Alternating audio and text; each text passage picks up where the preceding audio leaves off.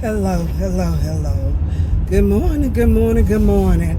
Um, as you see, my voice is, I'm recovering from a head cold. And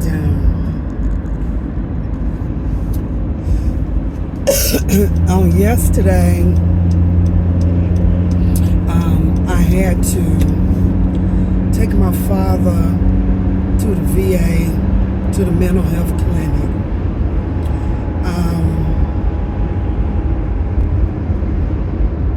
I think on can't remember what day that was. I want to say Tuesday of last week, we went to the regular clinic. But he's a real thin man. He's really thin. Always has been thin. But he eats like a teenager. He really does. We're constantly, you know how you're constantly giving your teenage boys snacks or having something for them to snack on. That's how we have to do that. And on yesterday, when we were at the mental health clinic, I was really surprised that he was forthcoming about some of the situations that he is in. Matter of fact, on Tuesday, it was like me and Michael, which is a guy that lives with him and has been helping. And like I said before, he had told Michael, unless ask specifically what was going on with him, not to say anything to family, to anybody. So, but it seems like more than anything, family was the one that he was concerned about, being, knowing what was going on with him. But anyway, on Tuesday of last week, today is the 25th of February. On Tuesday of last week, he went to the regular clinic. And when he went to the regular clinic, he was talking. He was able to pretty much answer all the questions that the nurse was asking him, and able to answer pretty much all the questions that the doctor was asking him, which kind of made us look like we didn't know what the hell we were talking about. Like we had been lying about the situation, what it is that we had observed. But, like I said, we talking about the situation, what had happened with him, and what I had observed that ended up having him come to stay with us. And he looked like he got mad about it, but I bought him some ice cream. I think that's what it was that I bought him. Yeah, an ice cream shake. And he seemed to have forgiven me. But then on yesterday, he looked like he was more forthcoming, about the mental health situations. They were asking about hallucinations, and he said, yeah, it seems like I see something, and then I tell the person that's around me what I see, and they don't see it. He said they don't see it. So I was like, okay, maybe we can get some help, because that's the only way we're going to be able to get some help, if he is forthcoming and truthful about things. And for whatever reason, he was able to say, he was close. They asked him what year it was. He didn't know what month it was, but he said 24 and it's 25. But some folks that are in their right mind, may forget that it's 25, So I was just thinking, like I said, him being a Vietnam vet, the lady was asking about drug use and stuff like that. There was a whole lot of drug use for vets coming out of Vietnam. Whole lot. And she was saying, she didn't know if maybe that was some of the problems with the hallucinations. I said to her that he hadn't really used cocaine that I know of in probably 30 years. Because she was like, with cocaine use, a whole lot of things happen. And, she was, which I understand, her being a social worker and a therapist and all that kind of stuff, that she has to ask those questions. But they did, I forgot what she called the test. It had an odd name. I forgot what she called the test. But she did a test on him, and it was just a verbal test of him and his memory about things and stuff like that. And he answered some questions, but the majority of the questions he did not answer correctly. And she was saying that she thought it was more dementia, and she said it was several different types of dementia, and which he's going to have to go back in about 6 weeks and see how the test that she did, as well as some of his labs, and they also did a CT scan to see what was going on with the brain in general. So I'm hopeful. I don't know if I brought this up before, but people that serve time, and Lord, I say I serve time, because when you really think about it, if you're drafted into a situation that you never asked to be in, and you can't leave, it's almost like serving time. You do a tour of duty, is what they call. But what it is you are actually being forced to fight a war that you never signed up to fight. And not only that, it wasn't even our war. I don't know a whole lot about history, but I still don't know why it was that we were in Korea, why we were in Vietnam. What was it? What business of ours was it? And like I said, I've said this before, there was no ticker tape parade. Nobody was thanking us for our men for for your service and stuff like that. Matter of fact, people were downing them for being in a situation that they didn't even ask to be in. Also, when I think about it, like my brother used to tell a story about his uncle, I think it's Uncle Paul, and how his uncle would tell stories about stuff, and him and his cousin Nate would look at each other like, Uncle Paul tripping. They absolutely love their Uncle Paul, but they said he was tripping, because it was so far-fetched, some of the stories that they were telling, just to find out.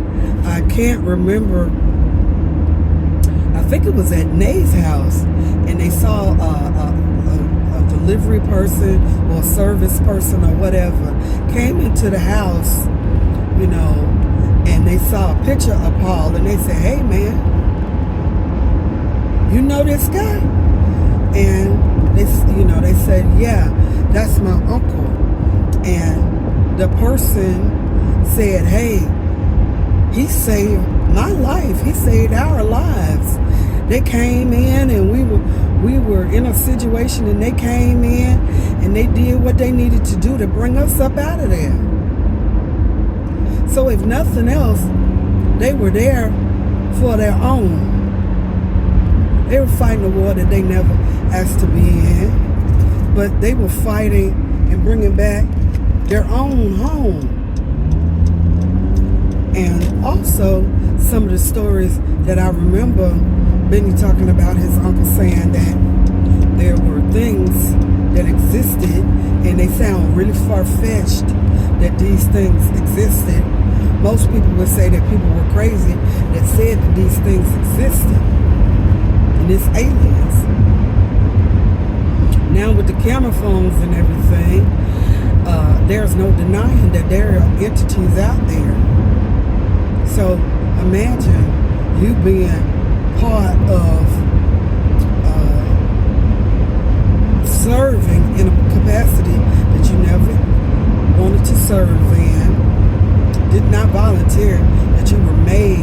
serve time, and then to find out about these entities, and you telling people, hey, these entities exist, and then you made to look like you crazy. You will start to question yourself. I remember this man having medications. Now they do it now. They do it now. But back then, most veterans had to go and go to pharmacies like everybody else, or at least go to the VA. But back then, his medications were shipped to him, and he got a box in the mail. He got a box in the mail. So I don't know if they were trying to silence him or what it was that they were trying to do. We when you think about it, we don't know. We know what the United States government is doing now, and how things are. I mean, it's out in the open. Shiesty as hell. The United States government is shiesty as hell, but it's out in the open and nothing's being hidden. Absolutely nothing's being hidden. So I wonder, like I said, how many things is it that my dad had to endure? How many things was it that he was tested? Well, because we know the Agent Orange situation, and we still don't know, at least I don't know exactly what Agent Orange was, but we know that he was exposed. So it's his mind, because truthfully speaking, we have mental special needs people were born with in our family. But as far as dementia and having hallucinations and things like that, there's no record of anybody. Matter of fact, most of the people, we have longevity on both sides of the family. Most of the people were in their right minds. Matter of fact, I'm not going to even say most. All of them. I don't know anybody that wasn't in their right mind. On both sides of my dad's family. My grandmother and my grandfather. So, I don't know where this came from. And the weed that they smoked back then was natural. Some of the same weed that they prescribing to people now. So I'm really trying to understand. I'm really trying to understand. And they're saying, yeah, we're there's not any medications that can really help you with dementia. Why would you block that?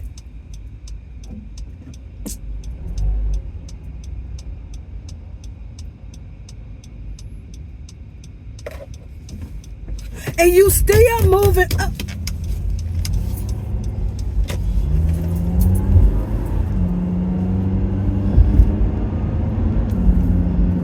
Y'all have to excuse me. Lives.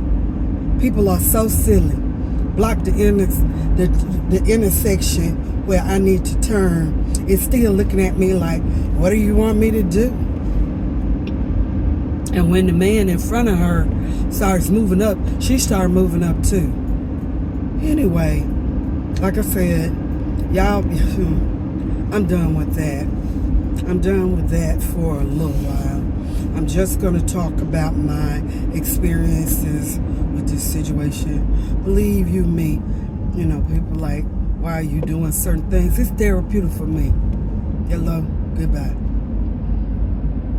Imagine, like I said, losing all that sleep and stuff. He's doing a little better, but he's looking for his guns. He's for whatever reason, he does not remember that I'm his daughter. He talks about Rachel, and Rachel being his daughter. He talks about 3 wives. He's only had 1 wife. He remembers being married to Mom. They were never married. When Mom was 16, he was 19. And then he was taken away from us to fight a war that wasn't ours. So I don't know who the 3rd woman is. So far, he has not mentioned her name. In a lot of ways, I would like to record some of this stuff. I did record a conversation that he had with me about buying Rachel and Dacia. And Dacia is my daughter, and he thinks that Dacia is his daughter. And he bought us Cadillac convertibles. I asked to buy a convertible that was given by a relative, and he wouldn't let me have it. I mean, like I said, and what ended up happening was his dog, it was mauve, it was beautiful, and I was in college and I had the money at the time, and his dog ended up sleeping on the roof of the convertible and collapsing it. But anyway, give God the glory in all that you do in his way and in his word.